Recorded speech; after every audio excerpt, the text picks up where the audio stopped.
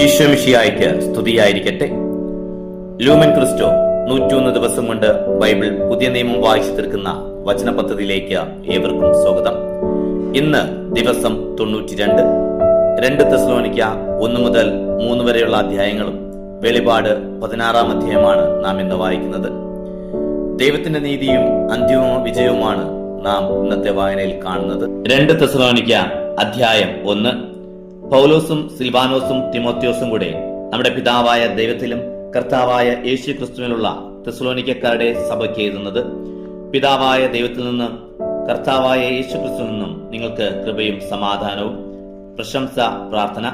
നിങ്ങളുടെ വിശ്വാസം സമൃദ്ധമായി വളരുകയും നിങ്ങളെവരുടെയും പരസ്പര സ്നേഹം വർദ്ധിച്ചു വരികയും ചെയ്യുന്നതിനാൽ സഹോദരരെ, നിങ്ങൾക്ക് വേണ്ടി എപ്പോഴും ദൈവത്തിന് ഉചിതമാം വിധം നന്ദി പറയാൻ ഞങ്ങൾ കടപ്പെട്ടിരിക്കുന്നു.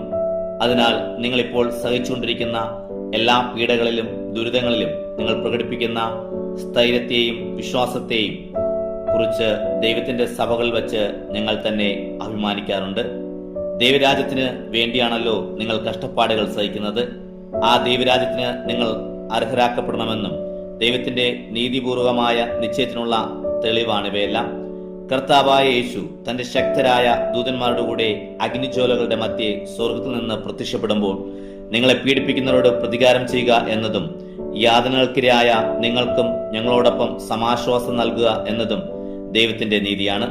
അപ്പോൾ അവൻ ദൈവത്തെക്കുറിച്ച് അജ്ഞത പുലർത്തുന്നവർക്കും നമ്മുടെ കർത്താവായ യേശു ക്രിസ്തുവിന്റെ സുവിശേഷം അനുസരിക്കാത്തവർക്കും എതിരായി പ്രതികാരം ചെയ്യും. അവർ കർത്താവിന്റെ സന്നിധിയിൽ നിന്നും അവന്റെ ശക്തിയുടെ മഹത്വത്തിൽ നിന്നും തിരസ്കരിക്കപ്പെട്ട് നിത്യനാശം ശിക്ഷയെ അനുഭവിക്കും. കർത്താവ് തന്റെ വിശുദ്ധരിൽ മഹത്വപ്പെടുത്തുന്നതിനും ഞങ്ങൾ നിങ്ങൾക്ക് നൽകിയ സാക്ഷ്യം മുഖേന വിശ്വാസികളായവരിലൂടെ കീർത്തിക്കപ്പെടുന്നതിനുമായി ആ ദിവസം അവൻ വരുമ്പോൾ ഇത് സംഭവിക്കും. നമ്മുടെ ദൈവം നിങ്ങളെ തന്റെ വിളിക്ക് യോഗ്യരായി പരിഗണിക്കുന്നതിനും നിങ്ങളുടെ എല്ലാ സദുദ്ദേശങ്ങളും വിശ്വാസത്തിന്റെ പ്രവൃത്തികളും തന്റെ ശക്തിയാൽ പൂർത്തിയാക്കുന്നതിനുമായി ഞങ്ങൾ സദാ പ്രാർത്ഥിക്കുന്നു. അങ്ങനെ നമ്മുടെ ദൈവത്തിന്റെയും കർത്താവായ യേശു ക്രിസ്തുവിന്റെയും കൃപയ്ക്കനുസൃതം അവന്റെ നാമം നിങ്ങളിലും നിങ്ങൾ അവനിലും മഹത്വപ്പെടട്ടെ. 2 തെസ്സലോനിക്ക അധ്യായം 2. തിന്മയുടെ അജ്ഞാത ശക്തി. നമ്മുടെ കർത്താവായ യേശു ക്രിസ്തുവിൽ പ്രത്യാഗമനത്തെയും അവന്റെ സന്നിധിയിൽ നാം സമ്മേളിക്കുന്നതിനെ പറ്റിയും സഹോദരരെ ഞങ്ങൾ നിങ്ങളോട് അപേക്ഷിക്കുന്നു.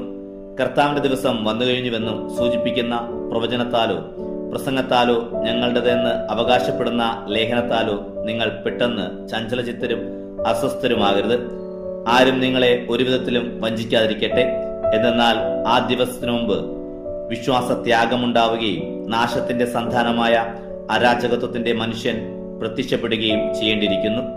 ദൈവമെന്ന് വിളിക്കപ്പെടുന്നതോ ആരാധന വിഷയമായിരിക്കുന്നതോ ആയ എല്ലാറ്റിനെയും അവൻ എതിർക്കുകയും അവയ്ക്കുപരി തന്നെ തന്നെ പ്രതിഷ്ഠിക്കുകയും ചെയ്യും. അതുവഴി താൻ ദൈവമാണെന്ന് പ്രഖ്യാപിച്ചുകൊണ്ട് അവൻ ദൈവത്തിന്റെ ആലയത്തിൽ സ്ഥാനം പിടിക്കും. ഞാൻ നിങ്ങളുടെ കൂടെയായിരുന്നപ്പോൾ ഇക്കാര്യം പറഞ്ഞത് ഓർക്കുന്നില്ലേ? സമയമാകുമ്പോൾ മാത്രം വെളിപ്പെടേണ്ടതിന് ഇപ്പോൾ അവനെ തടഞ്ഞു നിർത്തുന്നത് എന്താണെന്ന് നിങ്ങൾക്കറിയാമല്ലോ. അരാജകത്വത്തിന്റെ അജ്ഞാത ശക്തി ഇപ്പോഴേ പ്രവർത്തിച്ചു കൊണ്ടിരിക്കുന്നത്. അവരെ തടഞ്ഞു നിർത്തിയിരിക്കുന്നവൻ വഴിമാറിയാൽ മാത്രം മതി, അവൻ പ്രത്യക്ഷപ്പെടും. കർത്താവായ യേശു തന്റെ വായിൽ നിന്നുള്ള നിശ്വാസം കൊണ്ട് അവനെ സംഹരിക്കുകയും തന്റെ പ്രത്യാഗമനത്തിന്റെ പ്രഭാപൂരത്താൽ അവനെ നാമാവശേഷമാക്കുകയും ചെയ്യും. സാത്താന്റെ പ്രവർത്തനത്താൽ നിയമനിഷേധിയുടെ ആഗമനം എല്ലാ ശക്തികളോടും വ്യാജമായ അടയാളങ്ങളോടും അത്ഭുതങ്ങളോടും സത്യത്തെ സ്നേഹിക്കാനും അങ്ങനെ രക്ഷ പ്രാപിക്കാനും വിമുഖത കാണിക്കിയാൽ നശിച്ചു പോകുന്നവരെ വഞ്ചിക്കുന്ന അനീതികളോടും കൂടെ ആയിരിക്കും. അതിനാൽ വ്യാജമായതിനെ വിശ്വസിക്കാൻ പ്രേരിപ്പിക്കുന്ന ഒരു മിഥ്യാബോധം ദൈവം അവരിൽ ഉണർത്തും. തൽഫലമായി സത്യത്തിൽ വിശ്വസിക്കാതെ അനീതിയിൽ ആഹ്ലാദിച്ചവരെല്ലാം ശിക്ഷയ്ക്ക് വിധിക്കപ്പെടും. സ്ഥിരതയോടെ നിൽക്കുക. എന്നാൽ കർത്താവിന്റെ വാത്സല്യഭാചനങ്ങളായ സഹോദരരെ, ആത്മാവ് മുഖേനയുള്ള വിശുദ്ധീകരണത്താലും സത്യത്തിലുള്ള വിശ്വാസത്താലും രക്ഷയ്ക്കുള്ള ആദ്യഫലമായി നിങ്ങളെ ദൈവം തിരഞ്ഞെടുത്തിരിക്കുന്നു. ആകയാൽ നിങ്ങൾക്ക് വേണ്ടി എപ്പോഴും ദൈവത്തിന് കൃതജ്ഞത അർപ്പിക്കുവിൻ. ഞങ്ങൾ കടപ്പെട്ടിരിക്കുന്നു. നമ്മുടെ കർത്താവായ യേശു ക്രിസ്തുവിന്റെ മഹത്വം നിങ്ങൾക്ക് ലഭിക്കുന്നതിന് വേണ്ടി ഞങ്ങളുടെ സുവിശേഷത്തിലൂടെ അവിടുന്ന് നിങ്ങളെ വിളിച്ചു. അതിനാൽ സഹോദരരെ, ഞങ്ങൾ വചനം മുഖേനയോ കത്ത് മുഖേനയോ നിങ്ങളെ പഠിപ്പിച്ചിട്ടുള്ള പാരമ്പര്യങ്ങളെ മുറുകെ പിടിക്കുകയും അവയിൽ ഉറച്ചു നിൽക്കുകയും ചെയ്യുവിൻ. നമ്മുടെ കർത്താവായ യേശു ക്രിസ്തുവും നമ്മെ സ്നേഹിക്കുകയും നമുക്ക് തന്റെ കൃപയിലൂടെ നിത്യമായ ആശ്വാസവും നല്ല പ്രത്യാശയും നൽകുകയും ചെയ്ത നമ്മുടെ പിതാവായ ദൈവവും നിങ്ങളുടെ ഹൃദയങ്ങളെ ആശ്വസിപ്പിക്കുകയും എല്ലാ സൽപ്രവൃത്തികളിലും സദ്വചനങ്ങളിലും നിങ്ങളെ ശക്തിപ്പെടുത്തുകയും ചെയ്യട്ടെ. 2 തെസ്സലോനിക്യ അധ്യായം 3. പ്രാർത്ഥന ആവശ്യപ്പെടുന്നു. അവസാനമായി സഹോദരരെ, കർത്താവിന്റെ വചനത്തിന് നിങ്ങളുടെ ഇടയിൽ ലഭിച്ചതുപോലെ മറ്റെല്ലായിടത്തും പ്രചാരവും മഹത്വവും ലഭിക്കുന്നതിനും ദുഷ്ടന്മാരും അധർമ്മികളുമായ മനുഷ്യരിൽ നിന്ന് ഞങ്ങൾ രക്ഷപ്പെടുന്നതിനുമായി ഞങ്ങൾക്ക് വേണ്ടി പ്രാർത്ഥിക്കുവിൻ. പ്രചാരവും മഹത്വവും ലഭിക്കുന്നതിനും ദുഷ്ടന്മാരും അധർമ്മികളുമായ മനുഷ്യരിൽ നിന്ന് ഞങ്ങൾ രക്ഷപ്പെടുന്നതിനുമായി ഞങ്ങൾക്ക് വേണ്ടി പ്രാർത്ഥിക്കുവിൻ. കാരണം വിശ്വാസം എല്ലാവർക്കുമില്ല, എന്നാൽ കർത്താവ് വിശ്വസ്തനാണ്. അവിടുന്ന് നിങ്ങളെ ശക്തിപ്പെടുത്തുകയും ദുഷ്ടനിൽ നിന്ന് കാത്തുകൊള്ളുകയും ചെയ്യും.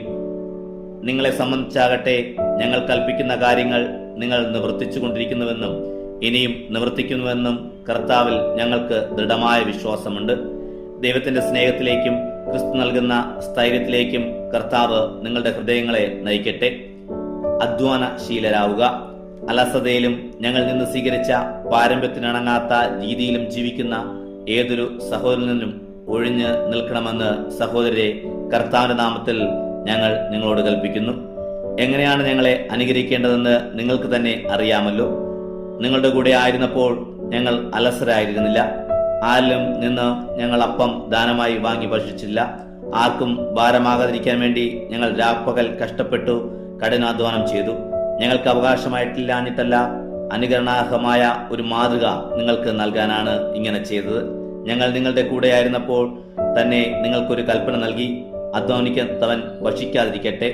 എല്ലാ കാര്യങ്ങളിലും ഇടപെടുകയും എന്നാൽ ഒരു പ്രവൃത്തിയും ചെയ്യാതെ അലസരായി കഴിയുകയും ചെയ്യുന്ന ചിലർ നിങ്ങളുടെ ഇടയിലുണ്ടെന്ന് ഞങ്ങൾ കേൾക്കുന്നു. അത്തരം ആളുകളോട് കർത്താവായ യേശുവിൽ ഞങ്ങൾ കൽപ്പിക്കുകയും ഉദ്ബോധിപ്പിക്കുകയും ചെയ്യുന്നു. അവർ ശാന്തരായി ജോലി ചെയ്ത് അപ്പം ഭക്ഷിക്കട്ടെ. സഹോദരരെ, നന്മ പ്രവർത്തിക്കുന്നതിൽ നിങ്ങൾ നിരുത്സാഹരാകരുത്. ഈ കത്തിൽ ഞങ്ങൾ പറയുന്ന കാര്യങ്ങൾ ആരെങ്കിലും അനുസരിക്കുന്നില്ലെങ്കിൽ അവനെ പ്രത്യേകം ശ്രദ്ധിക്കുക. അവൻ ലജ്ജിക്കേണ്ടതിന് അവനുമായി ഇടപെടാതിരിക്കുക. അവനെ ഒരു ശത്രുവായി പരിഗണിക്കരുത്, മറിച്ച് ഒരു സഹോദരൻ എന്ന പോലെ ഉപദേശിക്കുകയാണ് വേണ്ടത്. സമാധാനത്തിന്റെ കർത്താവ് തന്നെ നിങ്ങൾക്ക് കാലത്തും എല്ലാവിധത്തിലും സമാധാനം നൽകട്ടെ. കർത്താവ് നിങ്ങളെല്ലാവരോടും കൂടെ ഉണ്ടായിരിക്കട്ടെ. ഈ അഭിവാദനം പൗലോസായ ഞാൻ എന്റെ കൈകൊണ്ട് തന്നെ എഴുതുന്നതാണ്. എല്ലാ കത്തുകളിലും ഇത് എന്റെ അടയാളമാണ്. നമ്മുടെ കർത്താവായ യേശുക്രിസ്തുവിന്റെ കൃപ നിങ്ങളെല്ലാവരോടും കൂടെ ഉണ്ടായിരിക്കട്ടെ. വെളിപാട് അധ്യായം 16. ക്രോധത്തിന്റെ പാത്രങ്ങൾ. ശ്രീകോവിൽ നിന്ന് ആ 7 ദൂതന്മാരോട് പറയുന്ന ഒരു വലിയ സ്വരം ഞാൻ കേട്ടു. നിങ്ങൾ പോയി ദൈവകോപത്തിന്റെ ആ 7 പാത്രങ്ങൾ ഭൂമിയിലേക്ക് ഒഴിക്കുക. ഉടനെ ഒന്നാമൻ പോയി തന്റെ പാത്രം ഭൂമിയിലേക്ക് ഒഴിച്ചു. അപ്പോൾ മൃഗത്തിന്റെ മുദ്രയുള്ളവരും അതിന്റെ പ്രതിമയെ ആരാധിക്കുന്നവരുമായ മനുഷ്യരുടെ ശരീരത്തിൽ ദുർഗന്ധം വമിക്കുന്ന വ്രണങ്ങളുണ്ടായി. രണ്ടാമൻ തന്റെ പാത്രം കടലിലേക്ക് ഒഴിച്ചു. അപ്പോൾ കടൽ മരിച്ചവന്റെ രക്തം പോലെയായി. കടലിലെ സർവ്വജീവികളും ചത്തുപോയി. മൂന്നാമൻ തന്റെ പാത്രം നദികളിലും നീരുറവുകളിലും ഒഴിച്ചു. അവ രക്തമായി മാറി.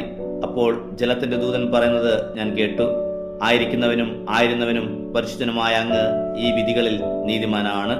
അവർ വിശുദ്ധരുടെയും പ്രവാചകന്മാരുടെയും രക്തം ചുരിഞ്ഞു, എന്നാൽ അങ്ങ് അവർക്ക് രക്തം കുടിക്കാൻ കൊടുത്തു. അതാണ് അവർക്ക് കിട്ടേണ്ടത്. അപ്പോൾ ബലിപീഠം പറയുന്നത് കേട്ടു, അതെ, സർവശക്തനും ദൈവമായ കർത്താവേ, അങ്ങയുടെ വിധികൾ സത്യവും നീതിയും നിറഞ്ഞതാണ്. നാലാമൻ തന്റെ പാത്രം സൂര്യന്റെ മേലൊഴിച്ചു. അപ്പോൾ മനുഷ്യരെ അഗ്നി കൊണ്ട് ദഹിപ്പിക്കാൻ അതിന് അനുവാദം ലഭിച്ചു. അത്യുഷ്ണത്താൽ മനുഷ്യർ വെന്തിരിഞ്ഞു. ആ മഹാമാരികളുടെ മേൽ അധികാരമുണ്ടായിരുന്ന ദൈവത്തിന്റെ നാമം അവർ ദുഷിച്ചു.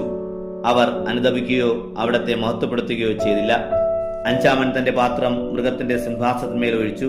അപ്പോൾ അതിന്റെ രാജ്യം കൂരിട്ടിലാണ്ടു. മനുഷ്യർ കഠിനവേദന കൊണ്ട് നാവ് കടിച്ചു. വേദനയും വ്രണങ്ങളും മൂലം അവർ സ്വർഗസ്നായ ദൈവത്തെ ദുഷിച്ചതല്ലാതെ തങ്ങളുടെ പ്രവൃത്തികളെ കുറിച്ച് അനുദപിച്ചില്ല. ആറാമത്തെ ദൂതൻ തന്റെ പാത്രം യൂഫ്രട്ടീസ് മഹാനദിയിലെ ഒഴിച്ചു. അപ്പോൾ അതിലെ ജലം വറ്റിപ്പോയി. അങ്ങനെ കിഴക്കുനിന്നുള്ള രാജാക്കന്മാർക്ക് വഴിയൊരുക്കപ്പെട്ടു. സർപ്പത്തിന്റെ വായിൽ നിന്നും മൃഗത്തിന്റെ വായിൽ നിന്നും കള്ളപ്രവാചകന്റെ വായിൽ നിന്നും പുറപ്പെട്ട തവളകൾ പോലുള്ള 3 അശുദ്ധാത്മാക്കളെ ഞാൻ കണ്ടു. അവർ സർവശക്തനായ ദൈവത്തിന്റെ മഹാദിനത്തിലെ യുദ്ധത്തിനായി ലോകമെമ്പാടുമുള്ള രാജാക്കന്മാരെ ഒന്നിച്ചു കൂട്ടാൻ പുറപ്പെട്ടവരും അടയാളങ്ങൾ കാണിക്കുന്നവരുമായ പൈശാചികാത്മാക്കളാണ്. ഇതാ ഞാൻ കള്ളനെ പോലെ വരുന്നു. നഗ്നനായി മറ്റുള്ളവരുടെ മുമ്പിൽ ലജ്ജിതനായി തീരാതെ വസ്ത്രം ധരിച്ച് ഉണർന്നിരിക്കുന്നവൻ ഭാഗ്യവാൻ. ഹെബ്രായ ഭാഷയിൽ ഹർമാഗദോൻ എന്ന് വിളിക്കപ്പെടുന്ന സ്ഥലത്ത് അവർ അവരെ ഒന്നിച്ചുകൂട്ടി. ഏഴാമൻ തന്റെ പാത്രം അന്തരീക്ഷത്തിലേക്ക് ഒഴിച്ചു. അപ്പോൾ ശ്രീകോവിലെ സിംഹാസനത്തിൽ നിന്ന് ഒരു വലിയ സ്വരം പുറപ്പെട്ടു, ഇതാ തീർന്നു. അപ്പോൾ മിന്നൽ പിണരുകളും ഉച്ചഘോഷങ്ങളും ഇടിമുഴക്കങ്ങളും ഭൂമിയിൽ മനുഷ്യർ ഉണ്ടായതു മുതൽ ഇന്നോളം സംഭവിച്ചിട്ടില്ലാത്ത വിധം അത്ര വലിയ ഭൂകമ്പം ഉണ്ടായി. മഹാനഗരം മൂന്നായി പിളർന്നു. ജനതകളുടെ പട്ടണങ്ങൾ നിലംപതിച്ചു. തന്റെ ഉഗ്രക്രോധത്തിന്റെ ചഷകം മുട്ടുവരെ കുടിപ്പിക്കാൻ വേണ്ടി മഹാബാബിലോണിനെ ദൈവം പ്രത്യേകം ഓർമ്മിച്ചു. ദ്വീപുകളെല്ലാം ഓടിയൊളിച്ചു. പർവ്വതങ്ങൾ കാണാതായി. താലന്തുകളുടെ ഭാരമുള്ള വലിയ കല്ലുകളുടെ പെരുമഴ ആകാശത്ത് നിന്ന് മനുഷ്യരുടെ മേൽ പതിച്ചു. കന്മയാകുന്ന മഹാമാരി നിമിത്തം മനുഷ്യർ ദൈവത്തെ ദുഷിച്ചു.